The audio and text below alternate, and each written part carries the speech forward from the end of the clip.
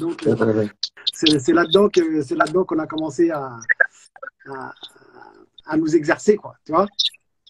Ah, Voilà. tu, mais ça déchire. Et comment on appelle ça? Et bien entendu, une rencontre aussi quand même qui était aussi qui a été vraiment significative et qui avait pris tout son sens aussi. C'est avec notre cher et regretté frère Bien Kemar. sûr, bien sûr, qui Et m'ont posé un peu. Mais oui, Brian. mais oui, mais oui, mais oui. Parce que ce qui est intéressant, parce que quand tu connais un peu bon, nous, on connaît un peu le spécimen, qui était de base un mec des sound systems, qui avait des dreads, qui Ouais, était ouais, ouais, ouais, dans ouais. les Ah ouais, qui a fait des spectacles, qui était avec Tonton bien David, sûr, il on était voit dans le même dans le milieu clip, du dancehall. Mais à la base, voilà, ils ont mais dit avant tout, c'était un requin vicieux.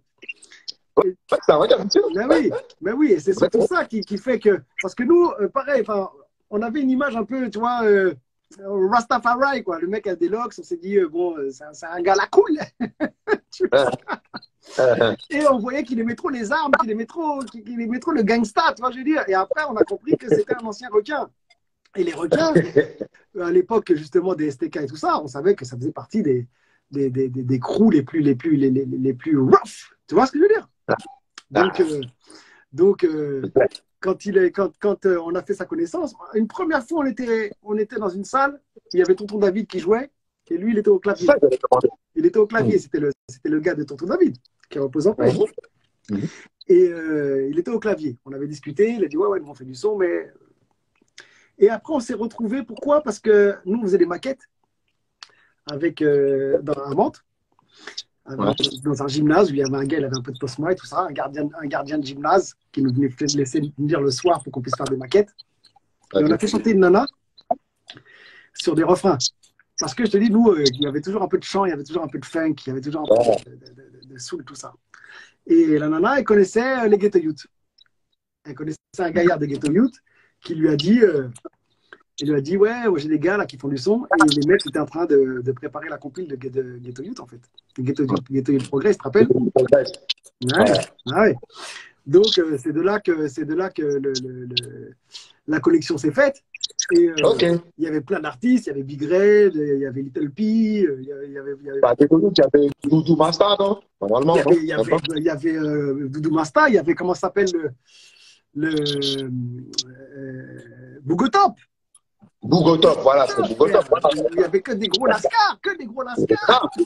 Ah ouais. Il y avait, ouais, c'était Voilà, chaud. avec Kidi Kenja, je ne sais pas si tu te rappelles de Kidi Kendall et tout ça, là, qui conteste, qui veut test, j'enlève la veste.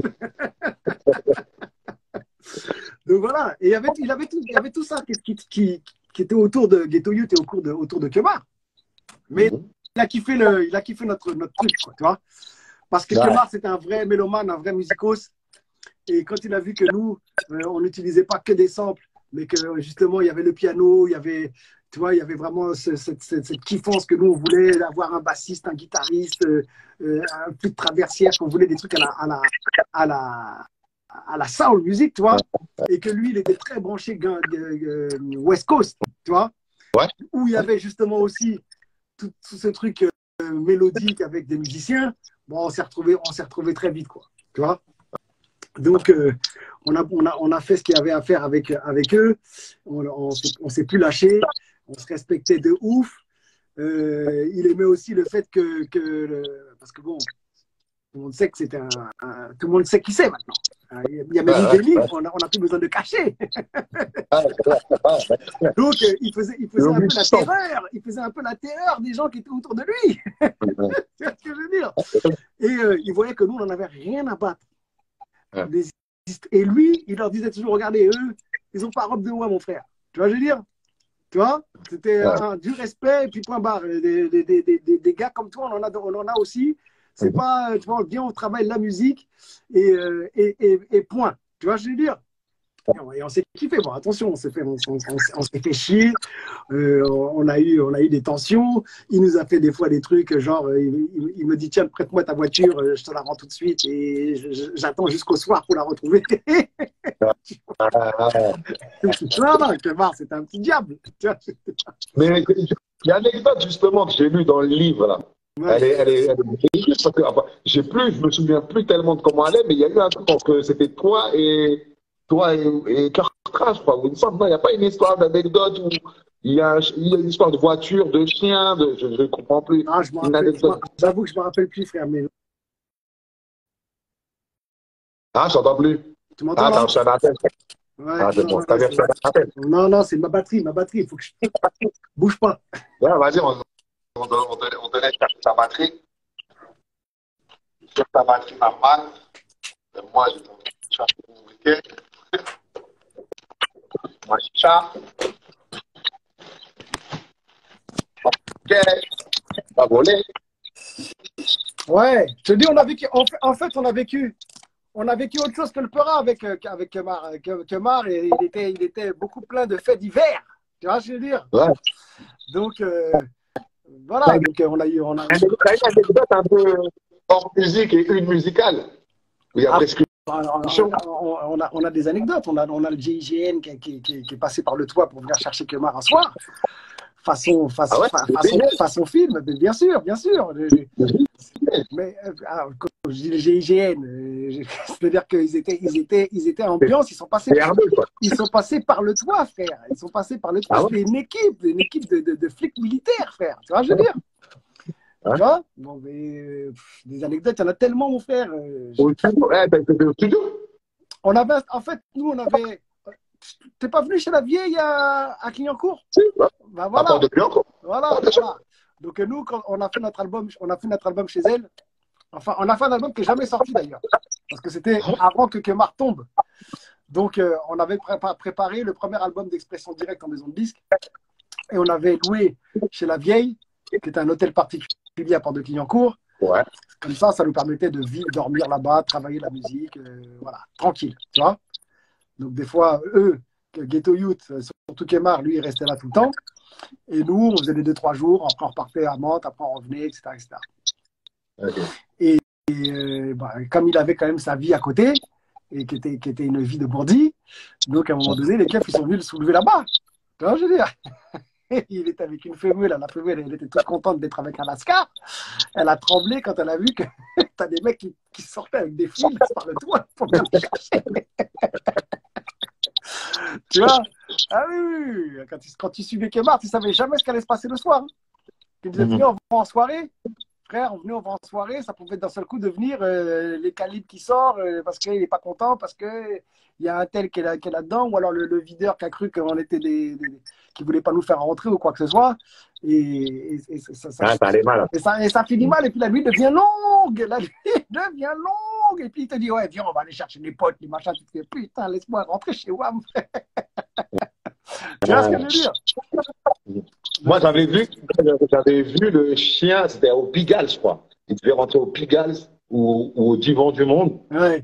Et il y avait son chien qui s'appelait Roud, c'était Roud, ouais. Il était sur le côté passager et il y avait un Khmer, un Rasta. Il commençait à faire nana. Et lui, il a dit, fais comment il parlait. Fais attention, t'as vu le chien, il n'est pas comment ça. Ouais. Quand il dit ça, on se retourne, on entend, on voit le Khmer, il est comme ça. Je sais pas s'il a la lèvre, il y avait du son de ouf. Et après, Kemar dit, vas-y, je voulais, je me casse. Boum, il s'est barré. Normal. Dans le plus grand des calmes. Je te dis. C'est pas qu'il a un bout du nez, plus un bout de lèvre. Lui, normal. Est-ce que Rod Lion peint son âme?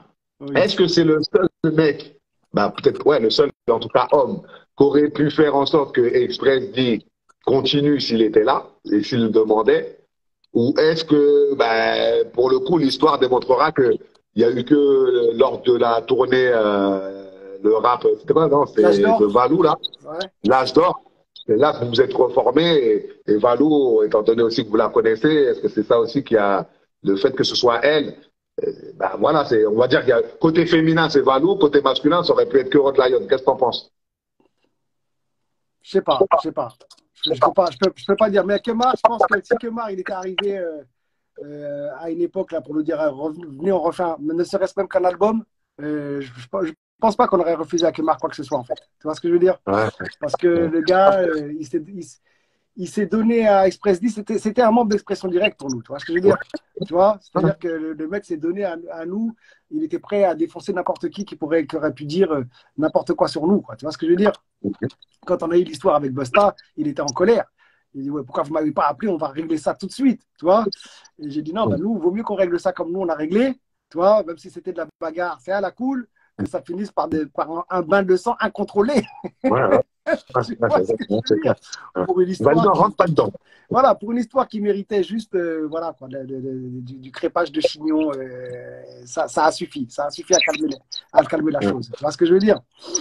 Mais non, je pense qu'à un moment donné, les personnalités qu'on est dans Espèce D, il y avait une date de préemption. Tu vois, je veux dire, à un moment donné, ça n'allait pas durer des siècles. Tu vois, parce qu'on est quatre fortes têtes avec des idées qui étaient diamétralement opposées par rapport, ne serait-ce qu'au business, par rapport à même la ligne artistique à suivre, etc., etc. Tu vois, parce qu'à la fin, il faut quand même pas oublier que nous, on était ce que les gens appellent des puristes, comme si c'était un gros mot. Aujourd'hui, c'est un gros mot, puriste. Mais nous, on partait du principe de base qu'il fallait rien bouger, tu vois. Mais il y avait quand même des questions qui se posaient, à savoir qu'on avait des frères qui faisaient du rap et qui avaient compris que, je pense beaucoup à Kenzie, à qui j'ai beaucoup de respect, et qui disait, on est en France, les mecs. Votre histoire là, de croire que vous allez gagner des millions avec la musique que vous faites, c'est pas vrai. Tu vois ce que je veux dire? Et nous, on était encore des utopistes à penser que non, on va faire comme ça, et puis point barre. Tu vois? Et la vérité, c'est que c'est lui qui savait. C'est que la France, c'est pas les States. Les States, ils ont une culture depuis le blues jusqu'au jazz, en passant par la soul, jusqu'au rap, ou jusqu'à aujourd'hui, tu as des mecs qui font du rap de puristes, tu vois, je veux dire, et qui vendent pas comme les gars qui font de la trappe, mais qui vendent quand même, tu vois, qui ont un public et que le truc tourne.